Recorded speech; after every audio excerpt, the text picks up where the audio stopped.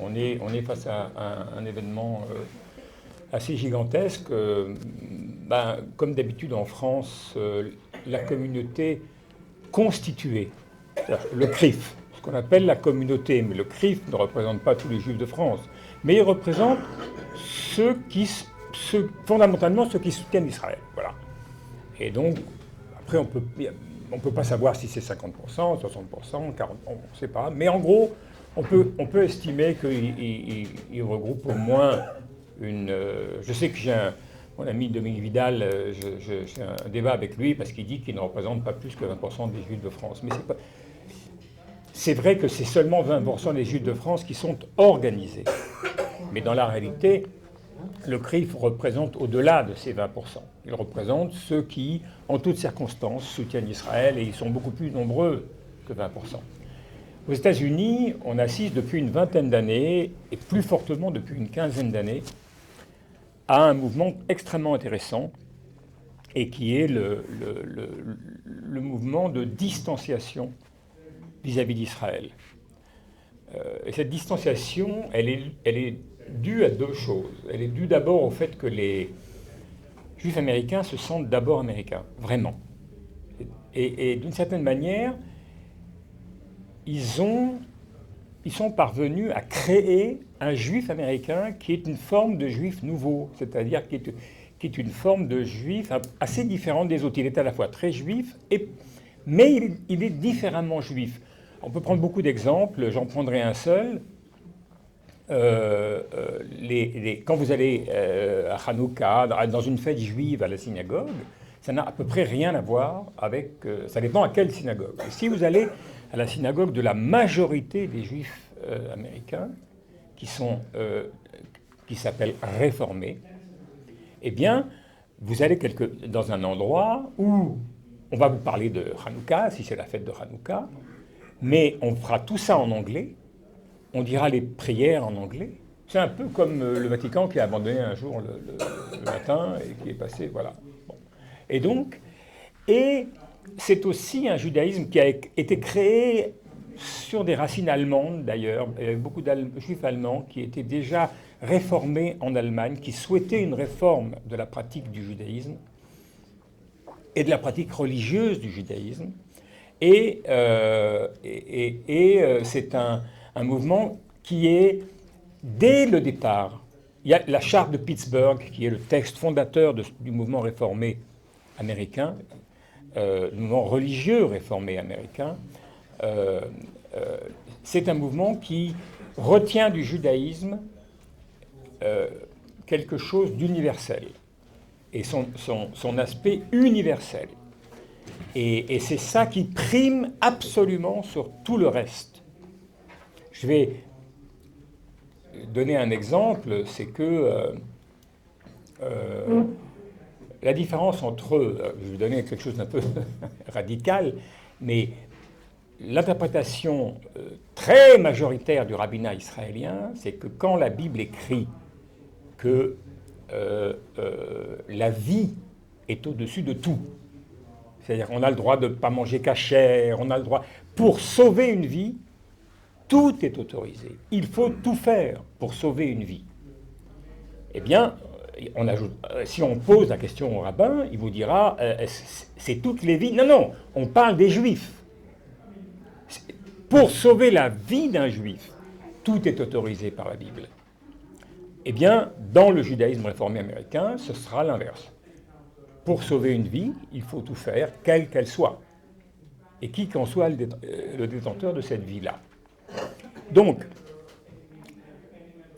et ce qui s'est passé en 60 ans, depuis la naissance d'Israël, c'est que ce judaïsme américain, d'abord, il faut voir qu'il est numériquement aussi puissant que l'israélien. Il y a 6,5 millions de juifs en Israël, il y a 6 millions de juifs aux États-Unis. Il est d'une certaine manière intellectuellement plus fort. C'est-à-dire qu'il y a quelques universités israéliennes où on fait des études de judaïsme. On apprend le judaïsme. Qu'est-ce que c'est que le judaïsme? Aux États-Unis, le nombre de départements d'études juives dans les universités Déjà, il y en a au moins 50 parce qu'il n'y a pas un État qui n'en a pas au moins une. Et parfois, à New York, vous avez au moins 10 départements dans 10 universités différentes qui enseignent des études juives. Et donc, alors, l'élément suivant, c'est que les Juifs américains, dans l'enseignement réformé, sont éduqués assez différemment de la manière dont on est éduqué dans le judaïsme traditionnel et très certainement de la manière dont on interprète la Bible aujourd'hui en Israël, où on pourrait dire que le personnage, pas forcément le plus important de la Bible aux yeux des Israéliens, mais le plus important par son rôle, c'est quelqu'un qui n'est pas du tout important en général dans la Bible, et c'est Josué. Pourquoi est-ce que c'est Josué? Parce que c'est lui qui, après Moïse, entre dans Canaan et par la force conquiert Canaan, entre dans Jéricho, commet des massacres épouvantables, et c'est comme ça que les Juifs qui fuient le méchant Pharaon parviennent à créer leur État. C'est ça qu'on transmet aux enfants. Et ça, c'est quelque chose qui est complètement en contradiction avec le judaïsme tel qu'il est enseigné dans la fraction, je répète, la fraction dite réformée du judaïsme américain, qui en gros regroupe 55% des juifs. Vous avez après des juifs conservateurs, mais qui sont assez proches des réformés. Et puis vous avez les juifs religieux, qui sont, on les connaît, à Baltimore, à Brooklyn évidemment, et dans beaucoup d'autres endroits, qui eux sont devenus les meilleurs amis de Donald Trump en particulier, et puis des évangélistes américains, et qui ont complètement basculé. On a oublié que, par exemple, la mouvance Chabad était antisioniste il y a encore 50 ans, et qu'elle est devenue, pas seulement sioniste, mais hyper nationaliste, hyper raciste, enfin c'est... voilà. Donc, ce qu'on peut constater avec l'affaire de Gaza, c'est tout de même, il y a eu une pression très forte sur... Alors, je voulais dire une dernière chose, et puis après je passerai à autre chose, mais à ce qui se passe à Gaza, mais quand même quelque chose d'important, c'est que il y a une part de... le sionisme est menacé par ce qui se passe aux États-Unis, entre autres parce que il y a une frange des jeunes. Dans la jeunesse, on voit des jeunes américains qui critiquent Israël de manière radicale sur le plan politique. Donc, Israël, c'est l'apartheid, Israël fait un génocide aux Palestiniens, etc., etc. Mais il y a une menace qui est beaucoup plus grande pour les Israéliens. C'est la menace des gens. Moi, je vais vous raconter une anecdote.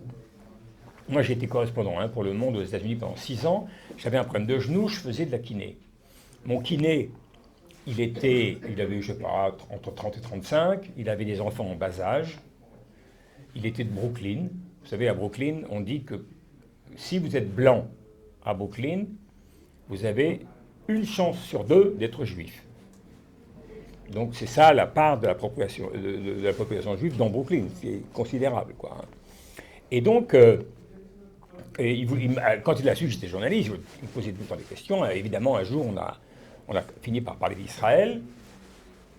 Et à un moment, en parlant, il m'a dit, mais vous savez, moi je suis très juif, je veux que mes enfants ils apprennent la Bible, qu'ils sachent d'où on vient, je veux qu'ils connaissent la Shoah. Enfin, ils ne disent pas Shoah aux États-Unis, ils ne connaissent même pas le terme, mais ils disent l'Holocauste, etc. Mais alors, à un moment, il m'a dit, mais il y a un truc que je comprends, que vraiment je déteste. Mais quoi? Il me dit, vous savez, quand je dis à des gens que je suis juif, ils me disent, ah bon? Qu'est-ce que tu penses d'Israël? Il a dit, les gens ne pensent rien. J'en pense rien. On ne me demande pas, vraiment ça me sonne dans l'oreille. Il m'a dit, on ne me demande pas qu'est-ce que je pense de l'Uruguay, ou qu'est-ce que je pense de la Norvège. J'en sais rien, je connais pas, j'en pense rien. Et pourquoi? Parce que je suis juif, je devrais avoir une opinion sur Israël. J'ai jamais mis les pieds. Mais j'ai pas de lien. Pourquoi je dois répondre à une question pareille? Donc ce qu'il disait, j'en ai jusque-là en vérité. En fait, c'est ça qu'il disait. Ça, c'est important et c'est très problématique pour Israël. C'est problématique parce que, je vous donne un exemple, Jérusalem n'est pas que la capitale d'Israël. dans la loi fondamentale qui a instauré Jérusalem comme capitale d'Israël, il est écrit que Jérusalem est la capitale éternelle du peuple juif. Qu'est-ce que ça signifie? Ça signifie que c'est Israël qui représente le peuple juif. Et personne d'autre ne doit avoir l'outrance de prétendre pouvoir le faire. Seul Israël est identitairement, et le peuple juif est représenté par Israël. À partir du moment où les gens disent « mais moi je m'en fous d'Israël, c'est pas mon pays, c'est pas... » Et puis, je veux vivre une autre vie. C'est il advient ce que les Américains appellent diaspora revival, la renaissance diasporique. C'est-à-dire, on dit à Israël, mais nous on préfère vivre en diaspora que de vivre en Israël. Et ça, c'est absolument contraire à tous les fondements du sionisme. Le fondement du sionisme, c'est qu'aucun juif ne sera en sécurité tant qu'il ne vivra pas dans son État et que le seul État possible est Israël. Et donc, là, il y a un hiatus très profond qui s'installe entre Israël et entre le judaïsme américain. Je répète, pas tous, mais le judaïsme majoritaire, qui représente 55% des juifs américains. J'ai un peu lu la presse américaine à ces temps-ci. Ça fait un choc quand même, Gaza. Gaza a fait un choc.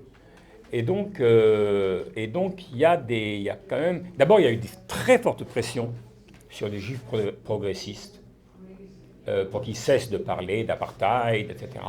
Ils parlent aussi de génocide. Je vous le dis tout de suite. Moi, personnellement, je n'utilise pas ce terme et je pense qu'il n'est pas approprié. Mais je comprends pour quel motif on peut l'utiliser.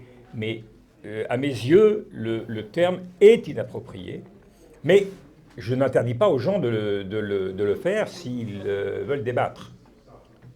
Alors que ce qui a été fait aux États-Unis, c'est des pressions très fortes, initialisées par le camp républicain, mais dans lequel une grande partie du camp démocrate a participé aussi, pour interdire les manifestations pro-palestiniennes sur les campus, et en particulier pour interdire les expressions qui sont apartheid, etc.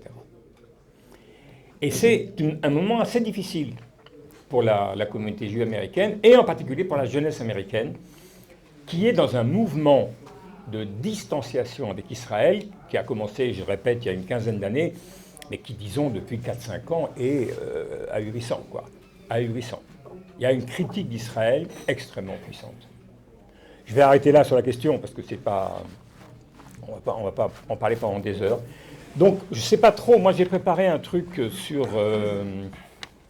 un peu sur ce que je vais rajouter. Je rajoute un chapitre à mon bouquin, ça va sortir en mars. Donc, Israël contre les Juifs, et je le fais sur Gaza. Donc, je me dis, en avant-première, je vais vous dire un peu comment c'est structuré et qu'est-ce que j'ai envie de raconter, quoi, voilà. Je voudrais parler d'abord du fait que c'est un acte terroriste d'une envergure, d'une ampleur peu commune. Si on prend par exemple, même dans la guerre d'Algérie, il n'y a jamais eu une attaque du FLN qui a fait autant de morts. Il y a eu, je pense, au Vietnam, des choses similaires. Il y a eu dans d'autres pays. Mais enfin, près de 1200 morts, beaucoup de blessés, des otages, des viols, etc. C'est un acte terroriste d'une ampleur peu commune. Peu commune. Mais ce n'est pas que ça. Et c'est pour ça qu'Israël, en partie pour ça, réagit de la manière dont il réagit. C'est quand même un succès absolument spectaculaire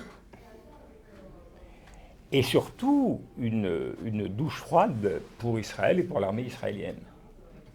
Pour Israël, parce qu'il faut se souvenir que 3 semaines avant, pas 3 ans, 3 semaines avant, Netanyahou est à New York, à l'Assemblée générale de l'ONU.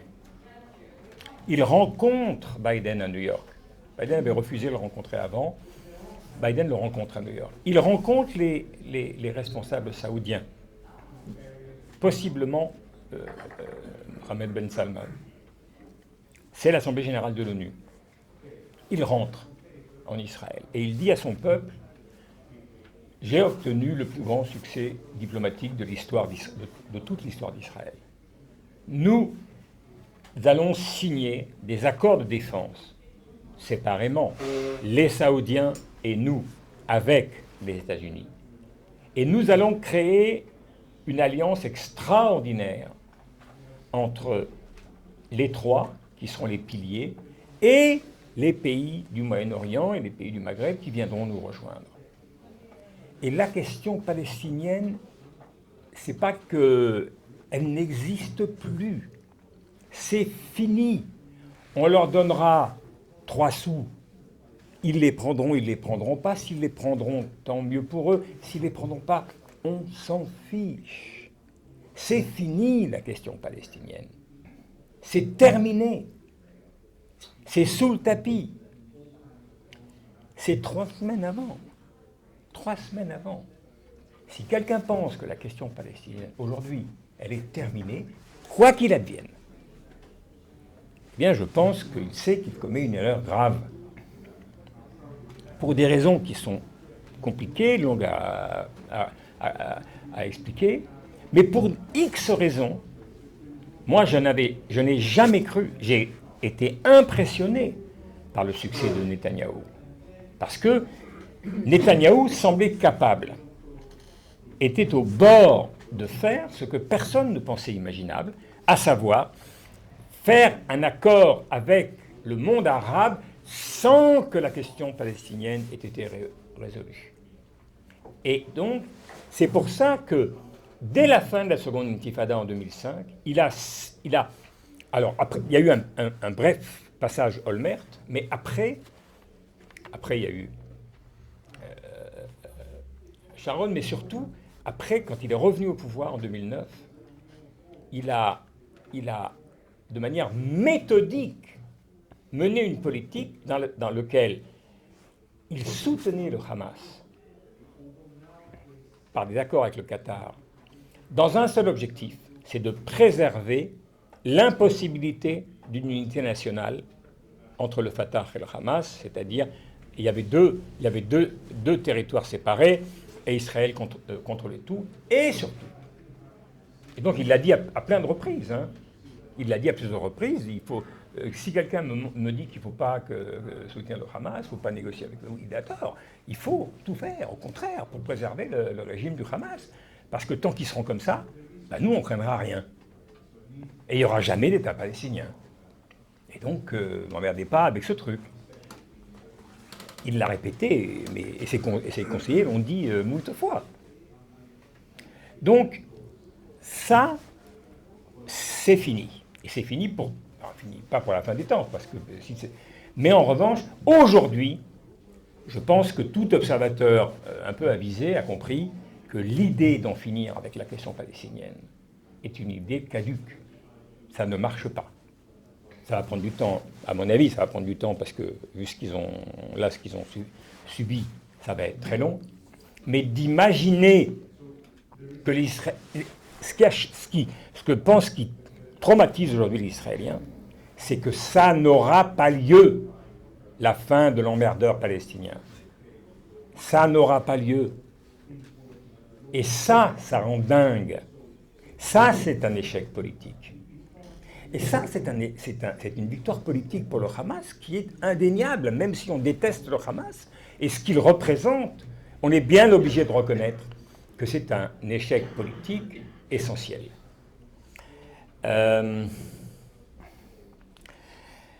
Après, il y a la réaction israélienne. La réaction israélienne, elle est ce qu'elle est, vous la connaissez comme moi, je ne vais pas vous donner le détail.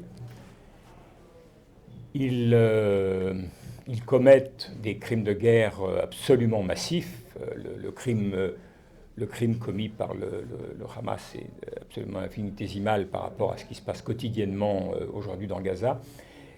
C'est plus que des crimes. C'est-à-dire qu'ils affament les populations, ils empêchent l'eau, le fioul d'arriver, ils empêchent ils empêchent le lait de rentrer pour les petits-enfants. Enfin, ils font des choses. C'est pour ça que je disais que je suis pas d'accord avec l'idée du génocide, parce que c'est une idée dans laquelle il faut qu'il y ait une intentionnalité génocidaire, sinon ça n'a pas de sens. En revanche, il y a des actes qui sont vraiment à caractère génocidaire. Par exemple, de ne pas laisser rentrer la poudre de bébé pour les enfants, c'est des choses affreuses. Et puis, de manière générale, je vais m'arrêter là, mais il n'y a plus de ramassage des ordures, il y a des charniers absolument partout. Et donc, c'est un endroit où il va y avoir des épidémies, et ça peut être des épidémies graves, ça peut être des épidémies qui touchent même des Israéliens, on ne sait rien. Mais donc, il y a une forme de destruction de la société palestinienne qui est, je ne suis pas psychologue ni psychanalyste, mais il est clair qu'il y a une part de vengeance outrancière parce que l'armée est humiliée par ce qui s'est passé le 7 octobre. Et aussi parce que ceux qui, pas seulement de la capacité, ils sont humiliés pas seulement par la capacité du Hamas d'avoir franchi par exemple la muraille que le général Gantz avait promis comme étant une muraille infranchissable quand il était ministre de la Défense. Infranchissable, c'est impossible. Hein, comme la ligne Maginot, infranchissable. Et donc, mais aussi, ils le sont parce que la dimension de l'attaque du Hamas, je vais y venir un peu plus tard, mais je le dis tout de suite, a quand même bouleversé la société israélienne. J'en reviendrai, mais je dirais une seule chose. Il y a quelque chose de fondamental qui a été brisé. C'est le sentiment que, quelles que soient les phases de pacification, quels que soient les moments où on se dit « Ah, mais il n'y a plus de Palestiniens, on vit comme on veut », où on peut faire des fêtes, des rêves partis à 2 km de Gaza, on ne sait même pas ce qui s'y passe à Gaza, et d'ailleurs ça ne nous intéresse pas. Il y a quelque chose de ça, c'est pas exprimé de manière très explicite, mais on a compris que les emmerdeurs ne partiront pas. Alors que le rêve est qu'ils partent. Et de vivre dans un milieu, dans un entre-soi. Sans Arabes, sans Palestiniens. Après, la riposte, elle est ce qu'on n'aurait pas imaginé si on n'avait pas connu un précédent. Un précédent qui est la guerre de 2006. Je vous le fais rapidement. La guerre de 2006, il y a des tirs. Le chef d'état-major dit bon, il y en a marre du Hezbollah, il faut y aller. Il va voir son Premier ministre Olmert, et Olmert lui dit on y va, on y va, on y va. Et il tape comme des sourds sur le Hezbollah, et finalement, ils perdent cette guerre. Ils perdent cette guerre. Ils la perdent parce que le Hezbollah était prêt à l'attaque. Et le dernier jour de la guerre, ils attaquent le Hezbollah. Je vous passe les détails. Les Hezbollah, ils sont cachés dans des tunnels, etc. Et ils laissent passer les tanks. Et ensuite, ils leur tirent des obus par derrière. Ils tuent 50... Et ils abattent 50 tanks en l'espace de 2 heures. Dans un des tanks, il y a le fils de David Grossman, qui meurt à ce moment-là. Et c'est une défaite militaire vraiment aux yeux de tous. L'armée clamera forcément victoire, mais tout le monde a compris que c'était un échec militaire. Il en ressort, pendant cette guerre, le général Eisenkot, qui n'était pas encore général, qui était colonel, mais qui allait devenir chef d'état-major plus tard, aujourd'hui il est dans le cabinet de guerre de Netanyahou. Le général Gadi Eisenkot, qui a cette particularité d'avoir un nom ashkénaze et d'être complètement séfarade. Je ne sais pas l'explication, mais il est marocain d'origine. Mais Et donc, il publie une doctrine qu'ils appellent la doctrine Dahia. La doctrine Dahia, c'est une doctrine qui est au départ sa doctrine, qui en 2008 est validée par l'armée israélienne. C'est une doctrine qui copie beaucoup, enfin qui ne copie pas, au contraire, qui est le précurseur de ce que les Américains feront en Irak plus tard. Mais je viens de dire une bêtise, c'est le contraire. C'est après la guerre américaine en Irak, c'est en 2006 qu'il la rédige et c'est adopté en 2008 par l'armée. En tout cas, c'est une thèse qui dit, dans ce qu'on appelle les guerres, on ne dit pas déséquilibrées, on dit les guerres asymétriques.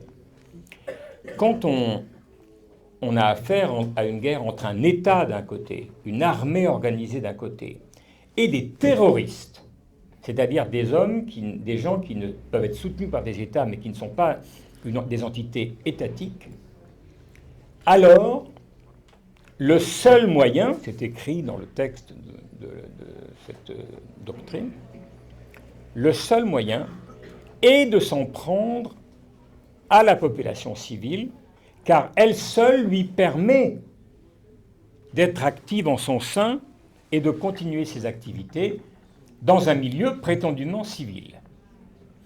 Et rien ne peut être exclu de cet espace. Et donc, c'est une théorie militaire qui, pour la première fois, dit qu'on peut mettre toutes les conventions de Genève à la poubelle. La seule chose à faire, c'est d'éradiquer. Alors, formellement, on éradique le Hamas.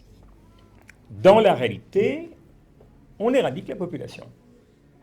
Alors, on l'a fait de telle sorte qu'on a détruit les villes, les bourgs, les villages, les terres, etc., etc.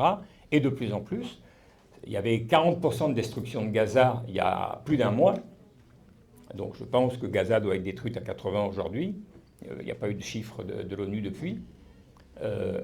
Et Khan Younes, ils en font la même chose dans le sud de la bande.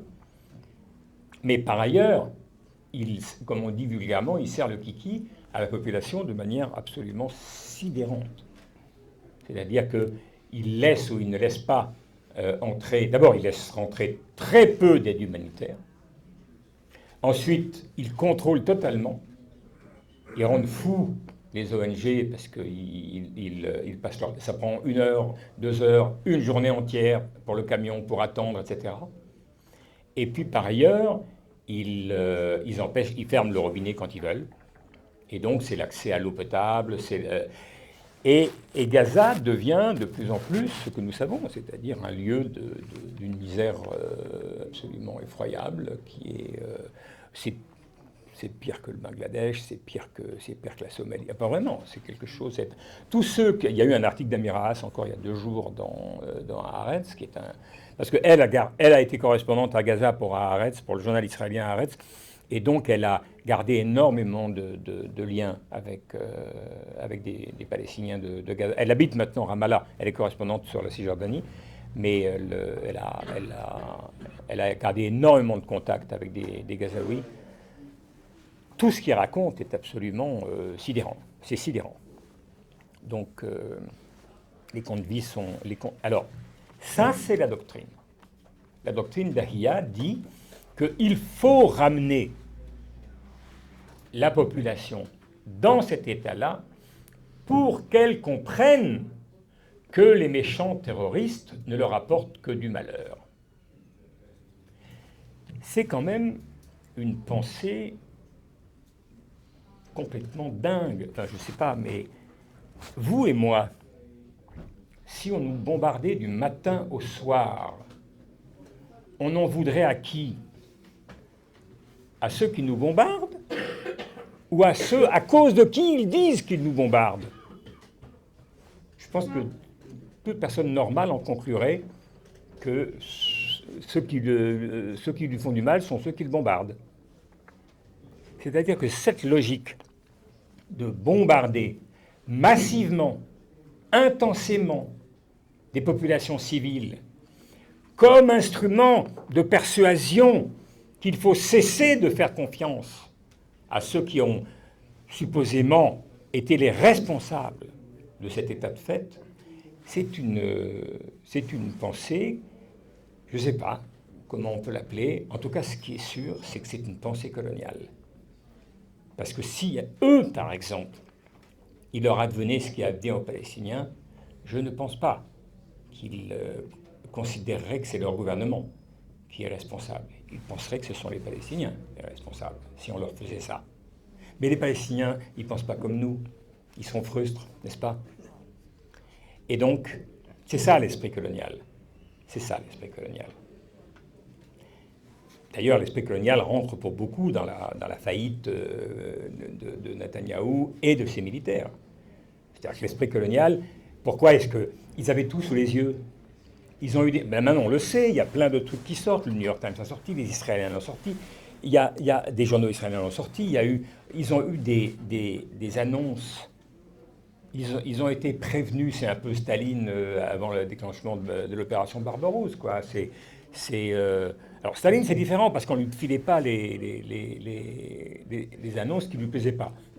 Donc on évitait de lui donner. Mais peut-être qu'on faisait comme ça aussi avec Netanyahou. En tout cas, il a eu connaissance de ce que quelque chose d'énorme se préparait. Il l'a eu progressivement. Il l'a eu par les services spéciaux égyptiens 10 jours avant. Et il n'a cessé de dire, mais enfin, de quoi vous parlez? Tout ça est ridicule. Ils sont nuls. Ils sont nuls. Comment voulez-vous qu'ils arrivent à passer un mur pareil avec toute notre technologie? Mais vous êtes complètement dingue, allons. C'est tout à fait impossible. Et ça leur a pris 1 an et demi, visiblement, pour se préparer, et ils ont su faire. Et ils l'ont fait. Et ils n'ont pas fait passer 3 personnes, ils en ont fait passer 1000, et peut-être 2000. La doctrine d'Ahia, c'est une doctrine coloniale. On sait, hein, il y a eu Sétif, il y a eu d'autres. Les Anglais ont fait des choses épouvantables au Kenya. Mais là, j'avoue que ça prend une dimension, même dans l'histoire du colonialisme, assez peu commune. Il y a une question qu'il faut se poser. Quand la guerre commence, est-ce que les Israéliens... C'est quoi l'objectif des Israéliens? Ils disent, Netanyahou dit, et les militaires derrière lui, c'est éradiquer le Hamas. D'accord? D'abord, bonne chance. Et ensuite, et puis, d'accord, vous avez éradiqué le Hamas, et puis, il n'y a pas de réponse à et puis. On verra après. On verra après. Ça, c'est typiquement israélien. Vous savez, Clausewitz disait la guerre, c'est la continuation de la politique par d'autres moyens. Eh bien, il pense exactement l'inverse. Il pense que la politique, c'est la continuation de la guerre par d'autres moyens. Mais ce qui compte d'abord, c'est la guerre. C'est la guerre qui impose les règles du jeu, y compris les règles du jeu politique. Quelles qu'en soient les circonstances. La mentalité de la population, mais la mentalité des élites israéliennes est absolument convaincue que la question de l'usage de la force est la seule qu'on puisse se poser quand les temps sont difficiles. Quand on est devant un obstacle, d'abord, on essaye la force. Vous savez, il y a un dicton israélien que tout Israël connaît. Dans la Bible, il y a une phrase qui dit « Lorsqu'on n'y arrive pas par la force », enfin, je traduis en français grossier, hein, mais lorsqu'on n'y arrive pas par la force, alors on y arrive par l'intelligence. Machelo olech bekoach olech bemoach. C'est ça. Donc, parce qu'il y a et ça fait un truc, comment dire, ça fait des rythmes, peu importe. Ce qu'on ne peut pas obtenir par la force, on l'obtient par l'intelligence. Eh bien, l'Israélien moyen a transformé la phrase biblique en une autre phrase qui correspond mieux à lui-même et à ce qu'il pense. Quand ça ne marche pas par la force, ça marche avec plus de force. Et hors de ça, il n'y a rien d'autre. C'est uniquement la force maximale. La doctrine d'Aya est à l'œuvre maintenant.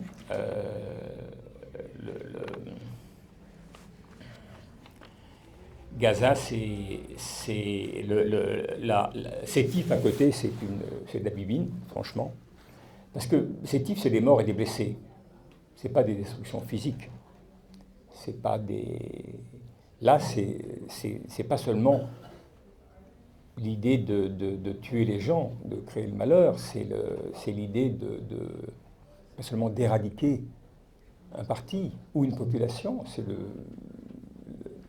l'objectif, c'est de tout raser, qu'il ne reste rien. Moi, je m'interroge aujourd'hui sur la société israélienne. Parce que tout ce que je vous raconte là, à 4/5, je l'ai trouvé dans des productions israéliennes.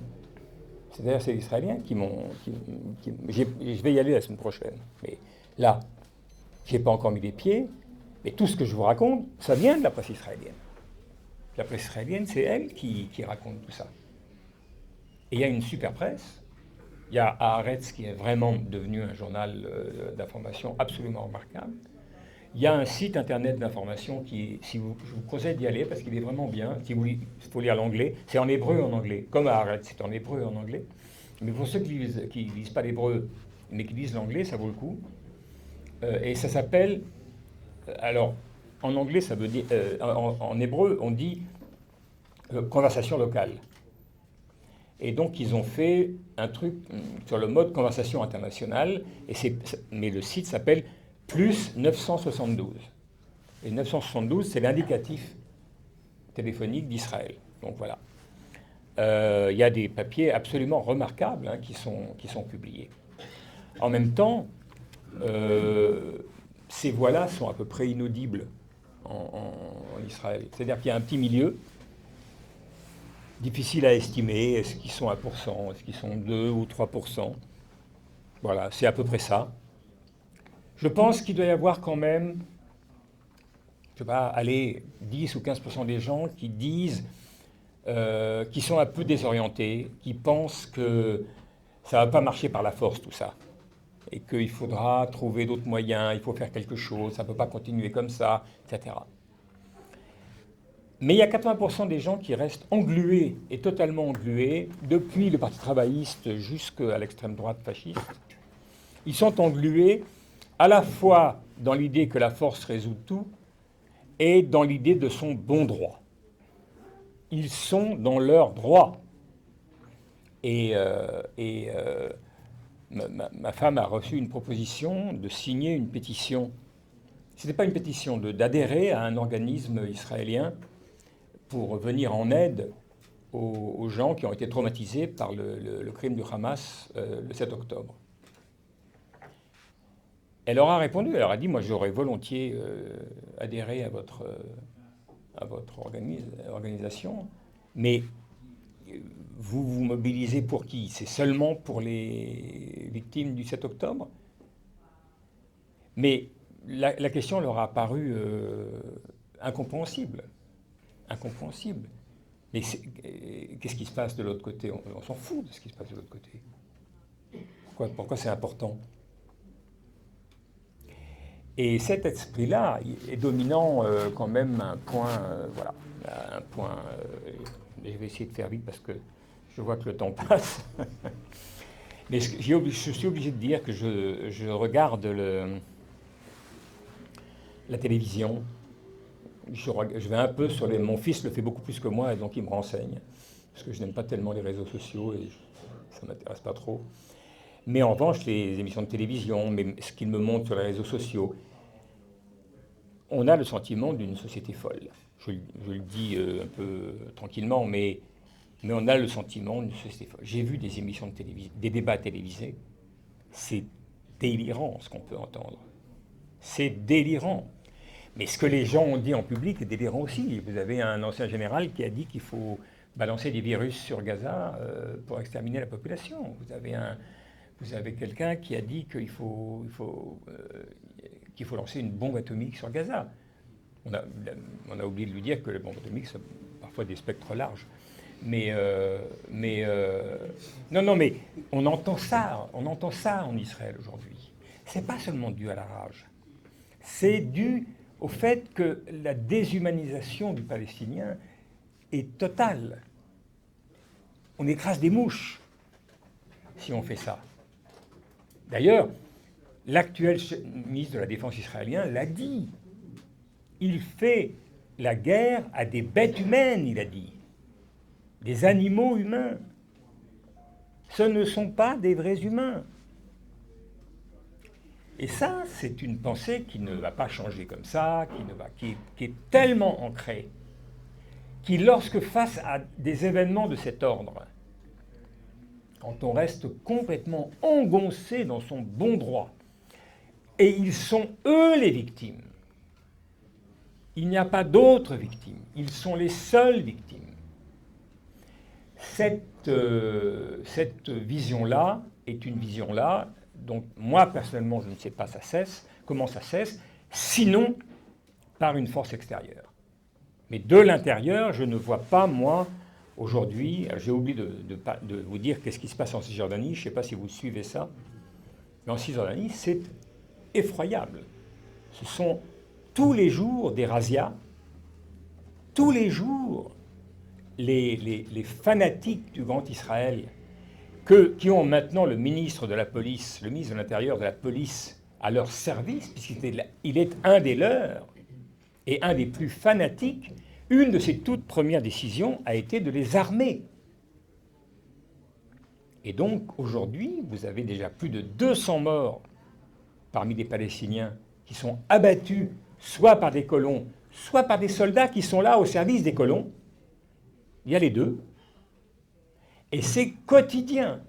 C'est absolument quotidien. Mais le plus important, c'est qu'en 2 mois, 15 villages palestiniens ont été vidés de leur population en Cisjordanie. 15 villages. Parce que l'objectif essentiel de ces gens, de ces colons, est de prendre les terres. C'est ça. Donc, vous avez une ville comme Yatta, qui était une ville en Cisjordanie, qui était une ville, il y a, je dirais, 30 ans, c'était une ville de 5000 habitants. Aujourd'hui, c'est une ville de 70 000 habitants. Les 70 000 habitants, 65 000 d'entre eux sont des gens qu'on a poussés en dehors de chez eux à abandonner leurs terres et qui s'entassent dans des bidonvilles tout autour des villes palestiniennes. Et donc, l'impunité, enfin, avec un ministre, un des leurs ministres de la police, on peut comprendre que ces gens-là se sentent dans une impunité absolue. D'autant que il y a une impunité générale aujourd'hui, pas seulement à la parole, mais aux actes. Il y a des gens qu'on menace d'être exclus des universités. Il y a des Palestiniens d'Israël qu'on menace très fortement d'être exclus de leur boulot, de perdre leur travail, etc., etc. C'est tous les jours. Tous les jours. Et à côté de ça, vous avez ce déchaînement qui bénéficie d'une sorte d'ignorance totale de ce qu'ils font et de comment ils le font. Et au fond, qu'ils le fassent, peut-être que nous, on n'aimerait pas le faire, mais s'il y a des gens pour le faire, c'est mieux comme ça. C'est mieux. Et c'est ça, la mentalité actuelle israélienne. Voilà. Donc, moi, ne me demandez pas quand ça va se terminer, en tout cas l'affaire actuelle. Ce que je pense, c'est que d'abord, Israël s'est mis dans une situation relativement compliquée.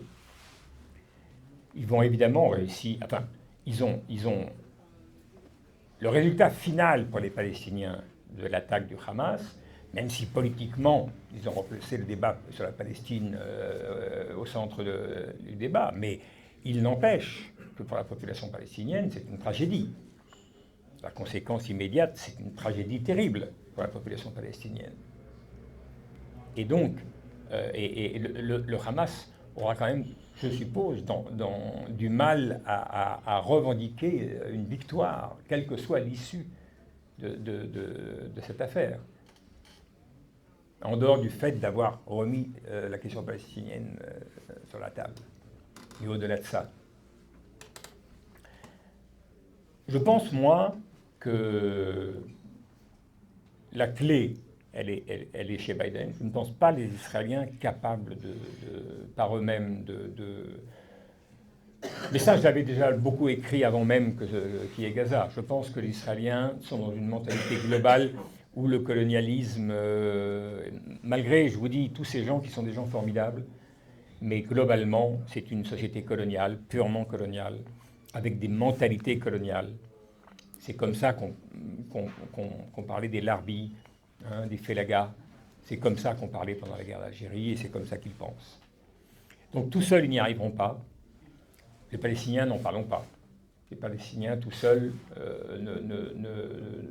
ne seront pas en mesure, précisément parce que le rapport de force est tellement déséquilibré. Et quand je dis le rapport de force, je ne pense pas seulement au rapport de force militaire. Évidemment, il y en a un qui a la bombe atomique et l'autre, il a des missiles artisanaux. Bon. Mais je pense à la force politique, la force diplomatique. C'est quand même, le soutien politique et diplomatique à Israël est quand même ahurissant aujourd'hui. Mais c'est aussi une puissance technologique, c'est aussi, on le voit bien dans énormément de domaines, c'est une puissance économique. Enfin, bref, de ce point de vue-là, oui, c'est une guerre qui est totalement déséquilibrée. Totalement déséquilibrée. Mais le drame de cette guerre, c'est qu'il y a d'un côté un État qui est surpuissant et qui ne peut pas gagner, et de l'autre, une population qui n'a même pas d'État et qui est complètement écrasée, mais qui, tant qu'elle est là, ne peut pas perdre. Parce que pour les Israéliens, ils n'ont pas gagné tant qu'ils sont là. Et ça, c'est ce qu'on appelle la quadrature du cercle. C'est-à-dire que pour sortir de ça, je ne pense pas que ça puisse venir de l'intérieur. Ça viendra de l'extérieur. Bon, honnêtement, vu son comportement, je ne pense pas que Biden soit la personne idoine pour faire avancer les choses. Il faudrait quelqu'un, et surtout il faudrait un organisme, une organisation, peut-être l'ONU, mais j'y crois pas beaucoup, parce qu'elle est considérée... Enfin, de toute façon, dans les circonstances actuelles, et dans le monde tel qu'il est, je vois difficilement ce qu'on appelle la communauté internationale se déterminer en commun, parce que parmi les bénéficiaires de ce qui est en train de se passer, il y a sans doute l'Iran, il y a assez certainement Poutine, et ça, ça n'augure pas vraiment d'un avenir radieux. Hein. Mais ne voyant pas d'option de l'intérieur, de capacité de l'intérieur de mettre fin à ce drame, je me dis tout de même que la seule option, c'est une option internationale. Ça ne peut être, à mon sens, vu les interlocuteurs, c'est-à-dire le monde arabe et Israël, et les Palestiniens en particulier, ça ne peut être que les Américains qui ont énormément perdu en crédit, hein, la diplomatie américaine. Il y a eu des démissions au département d'État. Je ne sais pas si vous avez suivi ça, mais il y a eu plusieurs démissions au département d'État récemment qui toutes disent que la politique de soutien inconditionnel à Israël qu'a soutenu Biden, c'est une folie furieuse. Ce n'est pas seulement qu'on a perdu aujourd'hui tout crédit dans le monde arabe, on a perdu tout crédit dans tout ce qui n'est pas l'Occident. Il n'y a plus que Macron pour nous soutenir.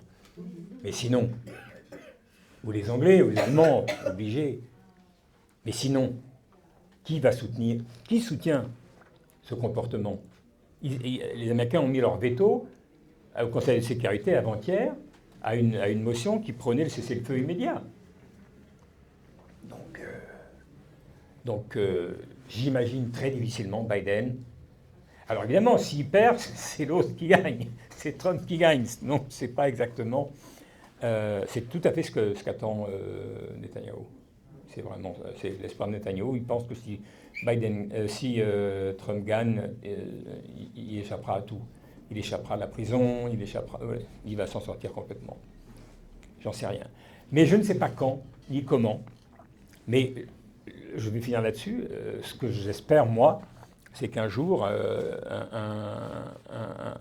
un président américain sache trouver la voie pour imposer ce qu'il faut imposer à Israël s'il veut continuer de survivre, eh bien, c'est-à-dire la fin de la colonisation, la fin de l'occupation des territoires palestiniens.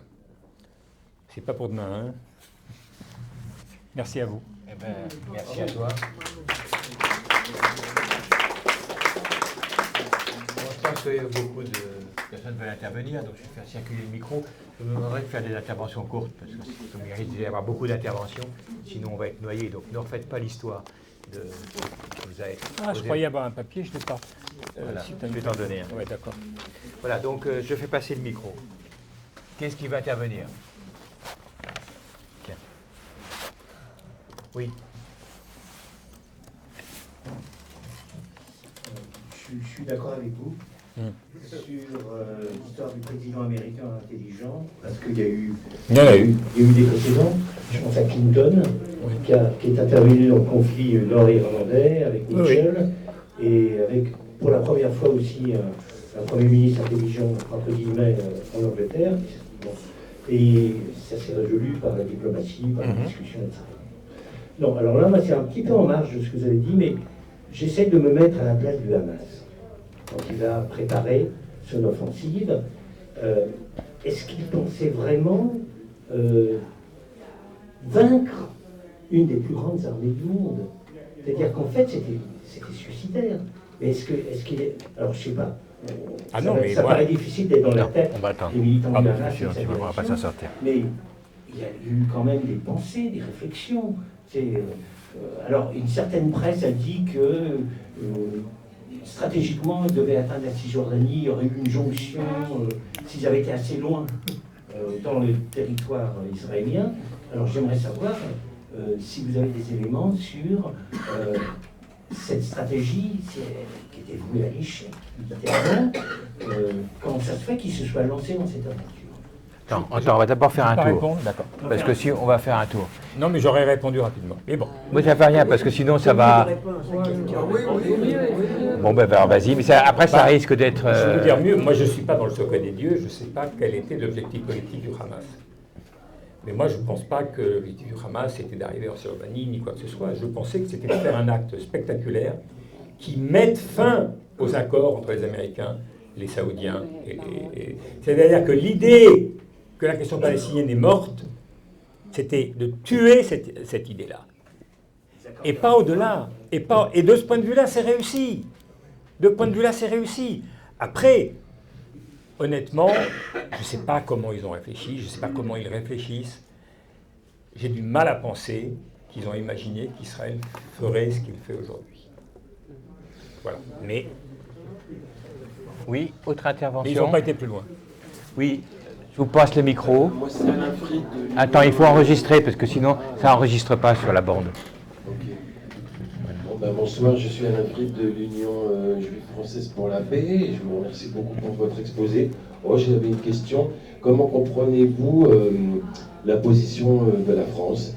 Moi, je repense à Chirac, qui avait l'air à l'époque bien plus, comment on dit, courageux. Courageux, voilà. Oui. Est-ce que derrière, tu passes le micro derrière? On va en profiter quand même pour faire un tour. Simplement sur l'état de la société israélienne, il me semble tout de même que, bon, certes, il y a beaucoup de bombes qui tombent, il y a aussi beaucoup de soldats au sol. Et est-ce que cet investissement des soldats israéliens ne peut pas susciter, enfin, parmi eux d'abord, un dégoût profond de ce qui se passe et donc transformer l'état d'esprit d'un certain nombre de personnes, parce que c'est quand même, on ne fait pas les choses impunément non plus quand on participe à ce type de guerre, enfin ce type d'opération, comme dirait Poutine. Donc c'est peut-être pas pour tout de suite, mais enfin quand même. Oui. Une intervention devant, vas-y. Oui, vas-y. Est-ce qu'on a une idée du nombre de tués israéliens, les soldats, tout ça Oui, devant. Vas-y.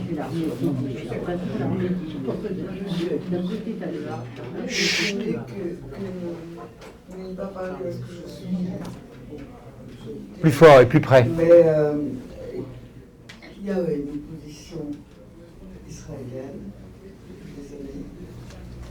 désolé. Une quoi, vous dites? Une opposition. Et y compris à l'intérieur d'Israël, il y avait des jonctions avec des Palestiniens. Il y avait des mouvements communs. Et alors, sans doute Netanyahou a voulu mettre fin, mais il y avait vraiment, depuis un bon moment déjà, notamment chez les jeunes, une forte opposition à la politique et de colonisation et de... Moi, c'est des choses que j'ai vues là. Oui. Attends. Merci. Je rajouterai deux questions en ce qui me concerne. Ça viendra de l'extérieur, tu dis. La société israélienne est incapable de Bien produire quelque chose. Il y a un élément que tu n'as pas parlé, c'est qu'est-ce qui peut se passer à terme dans les sociétés arabes. C'est-à-dire, est-ce qu'il peut y avoir un processus de désagrégation? Parce qu'il y a quand même, un fossé grandissant entre on le voit par exemple au Maroc, entre les populations arabes et leur gouvernement. Et est-ce qu'il n'y a pas une possibilité, est-ce qu'il n'y a pas là, à l'extérieur, un processus de désagrégation des régimes arabes à la suite de tous ces événements-là qui renouvellerait encore une fois le jeu, là?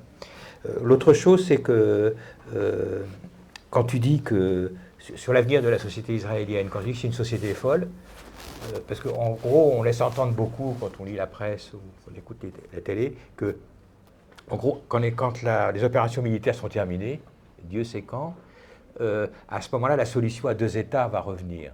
Bon. Et ça, en gros, c'est un peu le refrain. Ça obligera à remettre la solution à deux États sur le devant de la table. Est-ce qu'on peut croire une seconde à ça? Et est-ce qu'il n'y a pas la possibilité que surgissent en Israël même, dans cette société folle, comme tu le dis, des forces encore plus à droite que toutes celles qu'on connaît? C'est-à-dire qu'il y a des forces très à droite. Est-ce qu'on ne peut pas, au lieu d'avoir un déplacement vers le centre, comme on laisse, enfin, entre guillemets, centre, comme on laisse entendre avec le retour de la solution à deux, est-ce qu'il ne peut pas y avoir un gouvernement encore plus à droite que tous ceux auxquels on a assisté, ce qui serait peut-être dans la logique de cette société folle dont tu as parlé? Et le dernier point que je voudrais te poser, c'est dans ces mouvements juifs, tu as beaucoup parlé des juifs américains, etc.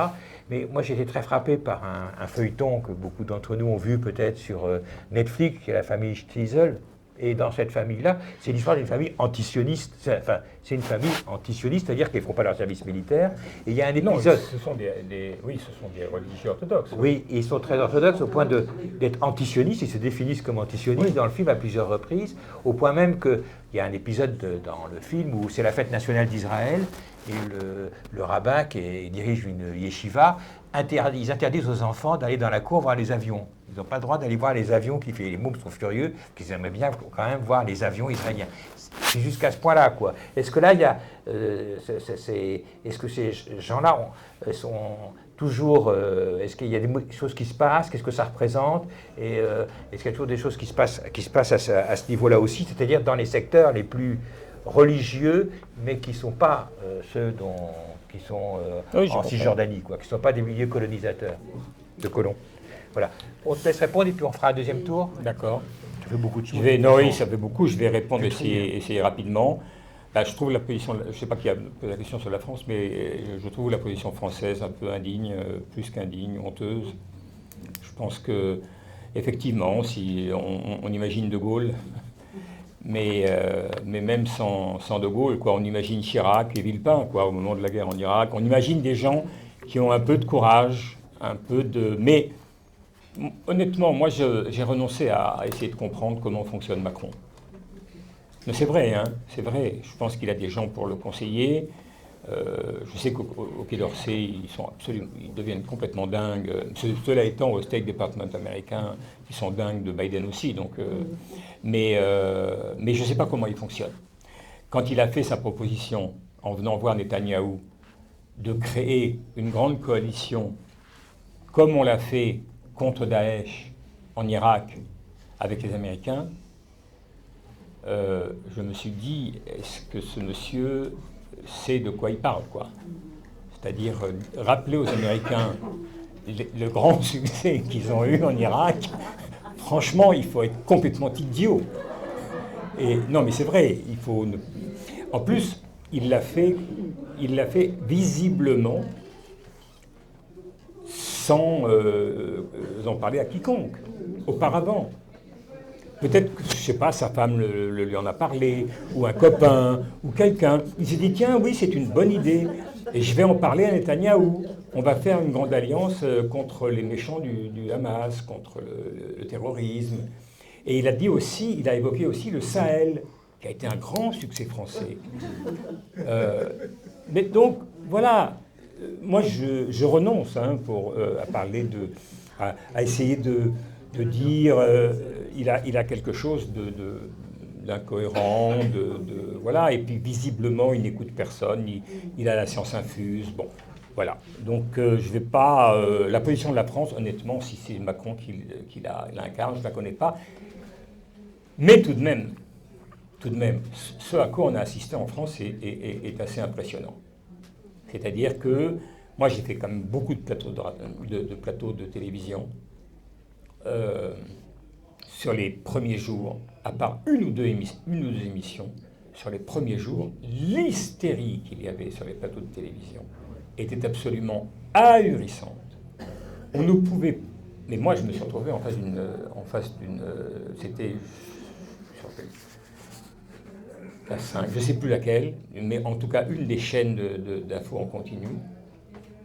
Et à un moment, c'était 2 jours après, ah oui, c'était le jour où Colonna, la ministre des Affaires étrangères, avait parlé et qu'elle avait dit que le Quai d'Orsay vérifiait si le crime du Hamas peut être considéré comme un crime contre l'humanité.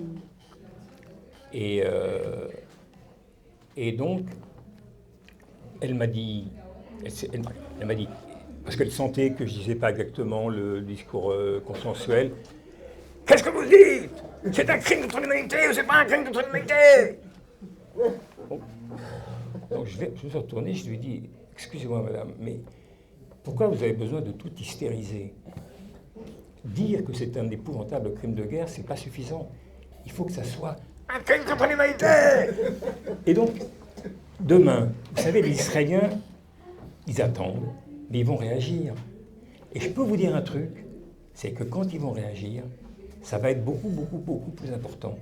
Et qu'est-ce que vous allez dire, vous, aux gens qui vous écoutent? Qu'ils commettent 10 fois des crimes contre l'humanité! Elle m'a dit, bon, d'accord. Et hop, elle est passée à autre chose. Et le meilleur de tout, c'est qu'elle est venue me voir à la fin, à la sortie, et elle m'a dit, ah ben vous, je vais vous inviter à nouveau, Ah, c'est intéressant.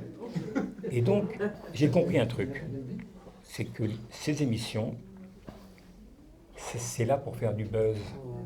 Il faut faire du buzz. Ce qui compte, c'est pas ce qu'on dit, on s'en fout. Mais il faut... Alors là, on a un mec, ça va échauffer tout le monde. Allez, on va l'inviter, etc. Bon, mais en France, honnêtement, j'ai fait j'ai des plateaux. J'en ai fait 1 ou 2 qui étaient très bien. J'y vais plus. Je fais des fois des trucs Skype. Sauf ce soir et c'est voilà, j'ai fait 2 fois chez Ce Soir. C'était très bien. C'était vraiment très bien. J'étais d'accord, pas d'accord avec ce que j'entendais, mais on pouvait parler, on pouvait discuter, on pouvait essayer de réfléchir ensemble. Non, c'était vraiment bien. C'était pas hystérique. Leur truc, c'est... Et l'hystérie, ça, c'est quand même un truc qui est quand même à mettre au rang des succès israéliens. C'est-à-dire tout de même que le poids de ce que les Israéliens appellent la hasbara est très important. C'est-à-dire qu'aujourd'hui,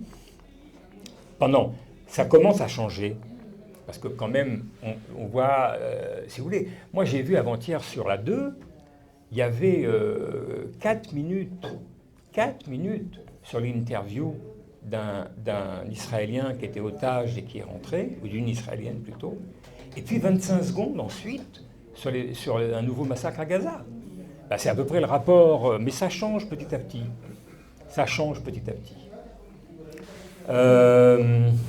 Sur les soldats qui transforment l'état d'esprit, non. Je ne sais pas trop quoi dire, mais j'y crois peu, parce que je pense que dès le départ, l'extrême droite israélienne, Ben Gvir, a dit il faut dire la vérité au peuple, on ne va pas chercher à libérer les otages. Il ne faut pas faire ça. Il l'a dit tout de suite. Il a dit parce qu'on est en guerre, et bon, ben c'est comme ça la guerre. À la guerre comme à la guerre. Alors c'est pas lui qui y est, évidemment, hein, mais à la guerre comme à la guerre, eh bien tant pis. Hein, on ne peut pas avoir de victoire sans casser les œufs. Ben, voilà, ce seront des héros, bon, etc. Mais il a tout de suite dit il ne faut pas le faire. Et Netanyahou ne l'a pas dit. Après, je ne sais pas pourquoi aujourd'hui. Mais aujourd'hui, je pense que si il n'y avait pas eu de sondage du tout, c'est marrant, il n'y a plus de sondage en Israël. C'est très intéressant. Il n'y a pas de sondage. Et je suis à peu près convaincu que c'est le gouvernement qui ne veut pas qu'il y ait des sondages en ce moment. Et qui fait une très forte pression là-dessus.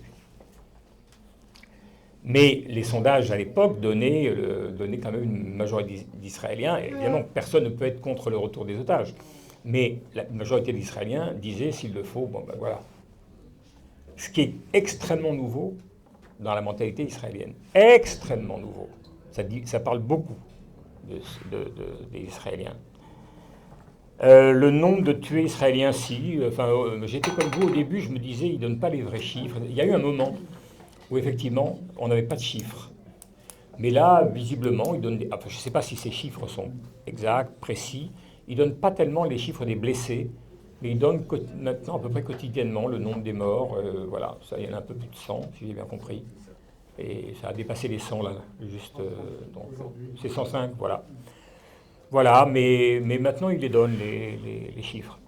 Alors, les jeunes sous occupation et l'occupation. Alors, je ne sais pas qui est la personne qui qui m'a dit que les jeunes se mobilisaient contre Avant l'intervention de la société israélienne.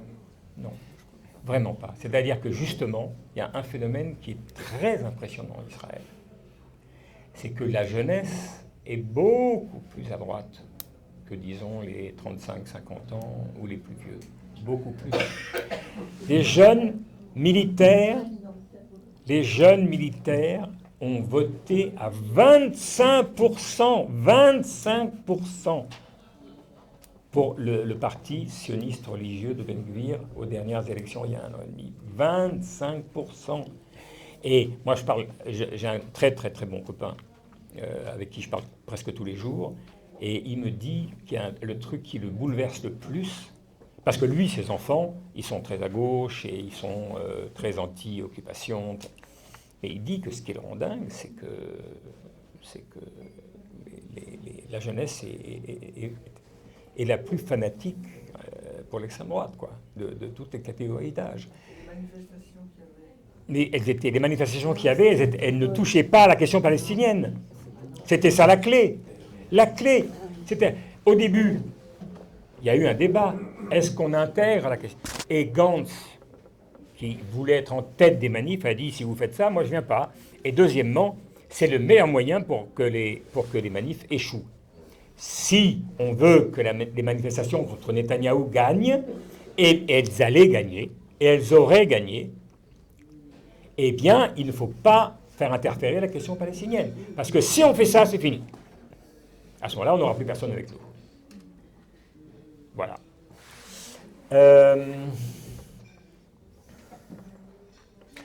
Oui, je ne sais pas sur les régimes arabes, les sociétés arabes. D'abord, honnêtement, je suis un moins bon connaisseur de ces sociétés que je ne le suis des Israéliens et des Palestiniens.